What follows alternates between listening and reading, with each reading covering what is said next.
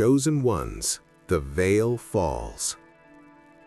In the quiet coastal city of Eldhaven, where salt wind whispered secrets through cracked lighthouse windows, 4 strangers lived lives that felt like borrowed costumes. They had never met, yet an invisible thread had stitched their souls together long before any of them drew breath. First was Mara, 34, a night shift librarian who cataloged books no one checked out anymore. She had spent years collecting fragments, half-remembered dreams of golden light pouring from cracks in the sky, a recurring voice that said only, "Wait, it is not yet time." She dismissed them as grief. Her parents had vanished when she was 12, leaving behind a single note: "The truth will find you when the world is ready to lose its lies." Then came Elias, a former soldier turned carpenter, hands scarred from both war and wood. He woke most nights soaked in sweat, visions of a vast library burning while a figure in white light stood untouched at its center, pointing directly at him. He told no one. The army doctors had called it PTSD. He called it punishment for surviving when better men hadn't. Leora was the youngest, 26, a street artist whose murals appeared overnight on forgotten walls, scenes of people breaking invisible chains, eyes glowing like dying stars. She never signed them. She never needed to. Something inside her insisted the work wasn't hers alone. And finally, there was Reverend Thomas Kane, 61, pastor of a dwindling congregation in a stone church overlooking the cliffs. For 40 years, he had preached mercy, forgiveness, and the mysteries of faith. Lately, though, his sermons had grown strange, urgent warnings about the veil thinning and the hour when secrets can no longer hide. His flock shrank. They whispered he was losing his mind. He knew better. Every night for 6 months, the same dream came, a voice like rolling thunder saying, "It is time. Gather them. The truth can wait no longer." None of them knew why their paths converged on the night of January 26th, when the sky above Eldhaven turned the color of old parchment and the wind carried the scent of ancient incense. It began with Mara. She was shelving a forgotten volume of apocryphal texts when the lights flickered and died. In the sudden dark, the book fell open in her hands. A single page glowed, not with ink, but with soft golden light. Words formed as though written by an invisible hand. "Chosen one, come to the lighthouse at midnight. The others wait. The Father has spoken. The time for silence is over." Her heart slammed against her ribs. She should have run. Instead, she closed the book, tucked it under her coat, and walked into the storm that had suddenly risen. Elias was already there when she arrived, standing at the base of the lighthouse like a sentinel carved from storm cloud. He hadn't planned to come. He'd been carving a piece of driftwood when the chisel slipped and carved 3 words into the grain without his control: Lighthouse, Midnight, Truth. Leora appeared next, paint still wet on her fingers, hoodie soaked. She'd been midway through a mural, a figure shattering a glass dome over the city, when the spray can jerked in her hand and finished the piece with words she hadn't intended: "The veil falls tonight." Reverend Kane was last. He carried only a lantern and a small, cracked leather Bible that belonged to his great-grandfather, a missionary who claimed to have seen angels on a battlefield. The old man climbed the spiral stairs slowly, each step echoing like a heartbeat. They met at the top, where the great lamp had long ago gone dark. Rain lashed the glass. Lightning illuminated their faces in stark flashes. No one spoke at first. They simply looked at one another, recognition blooming without words, like souls that had shared the same cradle in some forgotten eternity. Then the voice came, not from the storm, not from the sky, from inside them all at once, clear and gentle and terrible in its authority. My children, my chosen. For centuries the enemy has draped this world in illusion, wars fought for shadows, lives spent chasing mirages, truth buried beneath layers of comfort and fear. But the hour has come. I have decided. The veil must fall. The lighthouse lamp, cold for decades, ignited in a blaze of white gold fire that did not burn.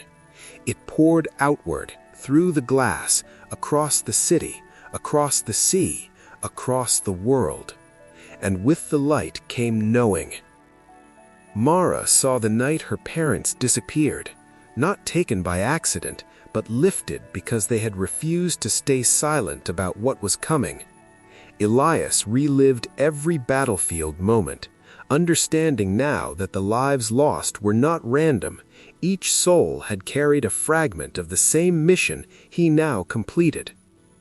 Leora's murals flashed before her, not random art, but prophecies painted by a hand she had never fully controlled. Reverend Cain saw his entire ministry reframed. Every sermon, every quiet prayer had been preparation for this single night. But the truth was larger than their personal stories. The light revealed the scaffolding beneath reality. Governments had known, ancient orders had guarded it, religions had half-spoken it in code. The world was not what it appeared. Beneath the surface ran rivers of divine intention, souls deliberately placed, trials orchestrated not to punish but to refine, a great awakening timed across generations. And the chosen, millions of them scattered across the earth, were waking simultaneously. Some would resist, some would deny, many would be afraid. But the light did not ask permission, it simply was. The four stood together as the storm quieted. The golden fire dimmed to a steady glow inside the lamp, now eternal. "What happens now?" Leora whispered. Reverend Cain closed his Bible, tears streaming. "Now we walk into the world we once knew and speak what we have seen, not with anger, not with pride, with love, because the truth is not a weapon, it is a door." Mara looked out over the city, lights flickering back on one by one as people stirred from strange dreams. "They won't all listen," Mara whispered. "No," Elias said, voice rough but steady. "But enough will, and enough is all God ever needed." They descended the lighthouse stairs together, no longer strangers. Outside, the rain had stopped. Dawn was breaking, clear and impossibly bright. Somewhere far away, another chosen one opened their eyes, felt the same pull, heard the same voice. The truth was no longer hidden. God had decided. And the chosen ones, ordinary souls carrying an extraordinary commission, stepped forward into a world that would never be the same. The end. Or perhaps only the beginning. In the shadowed embrace of Eldhaven, a forgotten coastal city where the Atlantic's restless waves gnawed at crumbling cliffs, the veil of ordinary life concealed a symphony of divine orchestration. The year was 2026, and the world teetered on the edge of unraveling. Wars simmered in distant lands, economies fractured like brittle glass, and whispers of apocalypse filled the airwaves. Yet in Eldhaven, life trudged on, oblivious to the cosmic clock ticking toward revelation. Here, 4 souls, bound by threads woven in eternity, awaited the call that would shatter their illusions. Mara Voss was the first thread in this tapestry.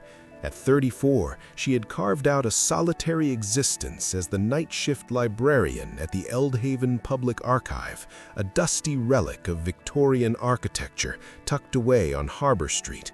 The building smelled of yellowed pages and mildew, a sanctuary for forgotten knowledge.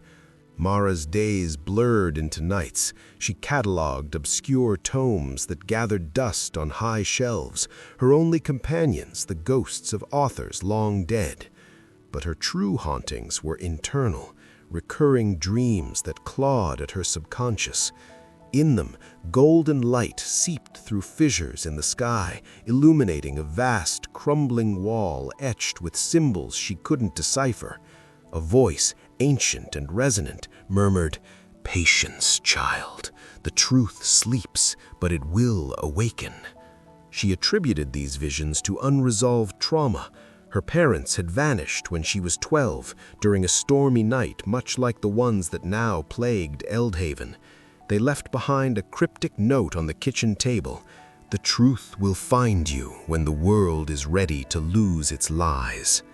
Police dismissed it as a runaway case, but Mara knew better. She had spent years scouring archives for clues, finding only dead ends. Little did she know the archives held more than paper. They held her destiny. Elias Thorne, 42, was the second. A former Marine sergeant, he had returned from 2 tours in the Middle East with a body riddled with shrapnel scars and a mind fractured by memories of sand and screams. Now a carpenter in a small workshop on the outskirts of town, he shaped wood into furniture that whispered of redemption. His hands, calloused and steady, betrayed none of the tremors that seized him in the dark. Nightmares plagued him. A colossal library engulfed in flames, books screaming as they burned, while a luminous figure in white stood at the inferno's heart, extending a hand toward him. "You are chosen," the figure would say, its voice cutting through the chaos. Elias drowned these visions in whiskey and work, convinced they were echoes of PTSD. He had lost comrades, good men in ambushes that felt predestined. Why had he survived? Guilt was his constant shadow. He lived alone in a weathered cabin overlooking the sea, where the crash of waves mimicked the artillery fire of his past.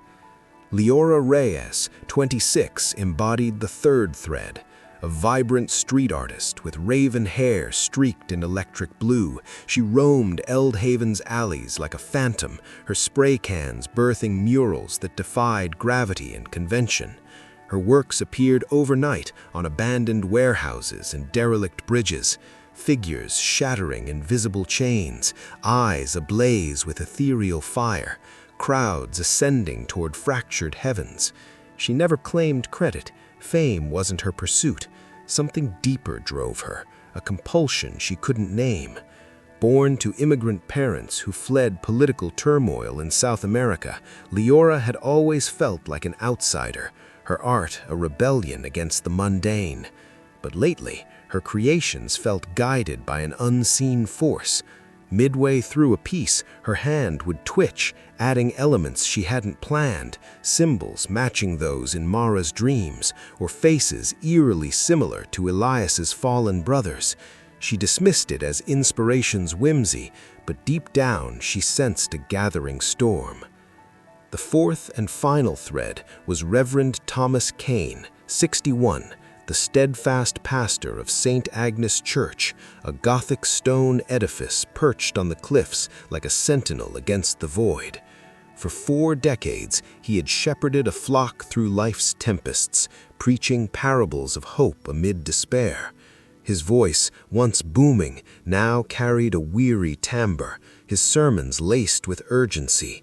"The veil is thinning, my brethren," he would intone, eyes distant, as if peering into another realm. His congregation dwindled, whispers of senility spread, but Cain knew the truth. 6 months prior, dreams had invaded his slumber, a thunderous voice declaring, "Gather them, Thomas, the hour approaches. The Father has decreed, the time for revelation is upon us." In his study, surrounded by dog-eared Bibles and faded photographs of his missionary ancestors, Cain pored over ancient texts, piecing together prophecies that aligned with the chaos of the modern world. Their convergence began on January 26, 2026, a date etched in celestial ledgers. The sky over Eldhaven bruised to the hue of aged parchment, thunder rumbling like the growl of awakening giants. Winds carried the faint aroma of incense, as if altars from forgotten temples had ignited. For Mara, it started in the archive's depths.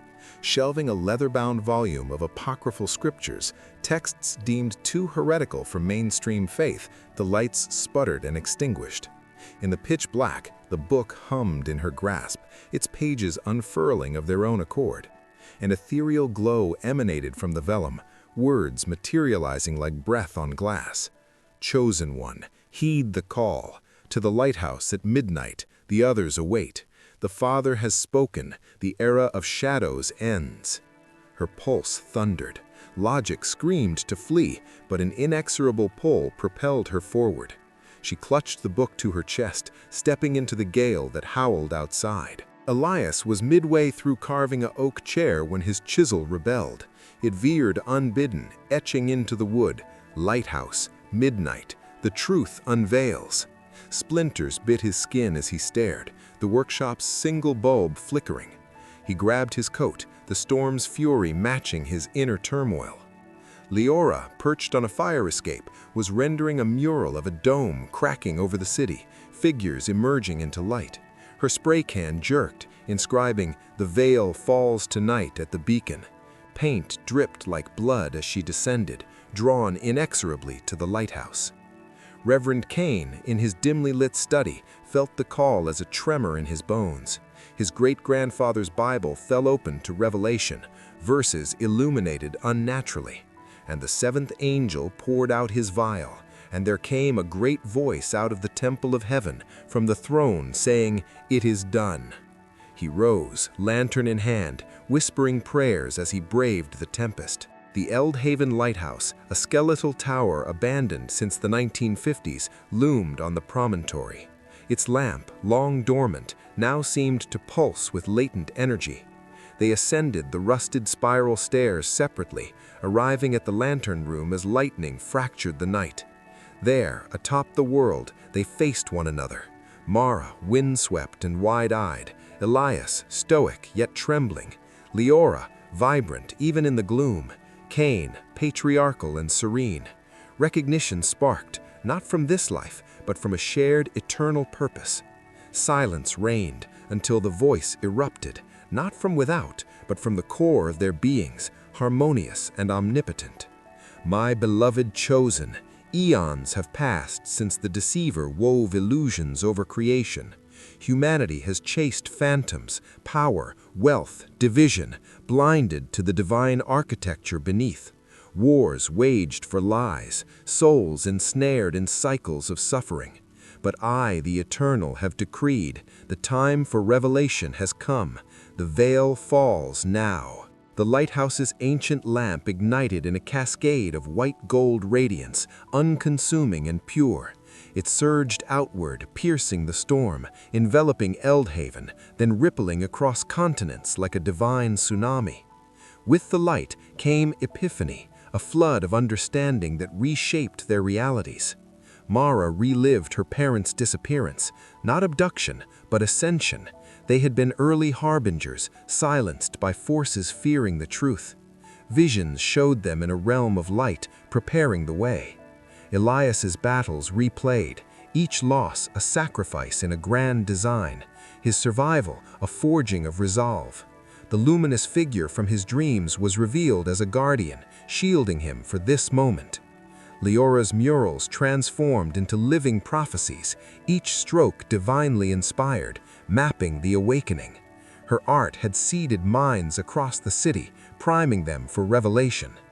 Cain's ministry crystallized, every doubt, every sermon, a brick in the path to this apex. His ancestors' legacies intertwined with his, a lineage of watchers. But the revelation transcended the personal. The light peeled back layers of deception. Governments had concealed ancient pacts with shadowy entities, demons disguised as progress. Religions had diluted truths to control masses. History's pivotal events, plagues, revolutions, discoveries, were orchestrated trials to temper humanity's spirit. Across the globe, chosen ones stirred. In bustling Karachi, a scholar named Hyder awoke from a dream of golden scripts, feeling the pull. In Tokyo's neon sprawl, a programmer saw code rewrite itself into sacred geometry. In rural Africa, a farmer beheld visions in the soil. Millions, ordinary yet ordained, received the call. Resistance brewed. Skeptics decried mass hysteria. Leaders scrambled to suppress the light's spread. But the revelation was inexorable, a divine decree no mortal could revoke. As the storm subsided, the four descended, transformed. The lighthouse lamp glowed eternally, a beacon for the awakened. "What now?" Leora asked, voice laced with awe. Cain smiled, eyes alight. "We become heralds. Speak the truth with compassion, for it is a balm, not a blade. The world will fracture, then heal." Mara nodded, clutching her glowing book. "Many will deny it, fear the unknown." Elias flexed his scarred hands. "Let them. We've faced worse, and God doesn't need unanimous consent, only willing hearts." They parted at dawn, stepping into a remade world. Streets buzzed with bewildered souls sharing identical dreams. News outlets reported global anomalies, skies aglow, ancient ruins humming, artifacts activating. In the weeks that followed, the chosen ones mobilized. Mara digitized forbidden texts, broadcasting revelations online. Elias built sanctuaries for the displaced, fortresses of faith amid chaos. Leora painted murals that now moved, alive with light, drawing crowds. Her preaching to overflowing congregations, his voice renewed. Opposition arose. Cabals of the elite deployed disinformation. Assassins targeted heralds. But the light protected its own. Miracles manifesting, storms parting, wounds healing instantaneously. Hyder, in Karachi, joined the chorus, translating revelations into local tongues, bridging east and west. The truth wove through cultures, uniting disparate threads into a global tapestry. Years blurred into legend. The old world crumbled, corrupt systems toppled, new alliances formed under the banner of truth. Humanity, stripped of illusions, embraced its divine heritage, co-creators with the eternal. Yet the story never truly ended, for in every generation, new chosen ones emerged, guardians of the unveiled truth. God had decided, and the revelation endured, an eternal dawn breaking over a once shadowed world. And so, the veil fell forevermore.